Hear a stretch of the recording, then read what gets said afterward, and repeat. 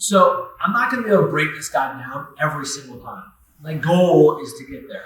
And the reason my goal is to get there is in folk style wrestling, you get rewarded for holding your opponent down for 1 minute. So if I can get my riding time, that's a free point. And I always thought when I was wrestling, I just wanted that free point because I knew I could ride the guy for more than a minute. And a lot of times it would come from a breakdown. So whistle blows, I break the guy down. It's going to take him about 10 seconds to get back to his base, and then I can just do it all over again. If I do 6 breakdowns, which in my mind was super easy, then I already had my free point. So that's why I really focus on that breakdown. Plus, when he gets back up, it puts me in a position to score.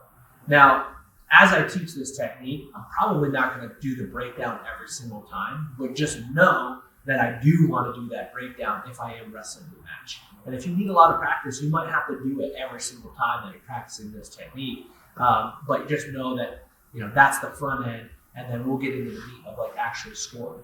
So in order to set up my claw, let's talk about just doing a little bump forward so that I can open up the windows on the side of his body. So if he's down in his referee's position, sometimes guys will have their elbows back and pretty close off and try to sit back and really close off all of this area, which is fine. It's just a matter of me getting their weight, again, off of their heels and forward. So I'll do a little bump, and I'll try to just glue my back. Similar concept. Glue my chest to his back, and just bump him forward just a little bit. Just a little bit. It's gonna look basically like this. It's not gonna look like much.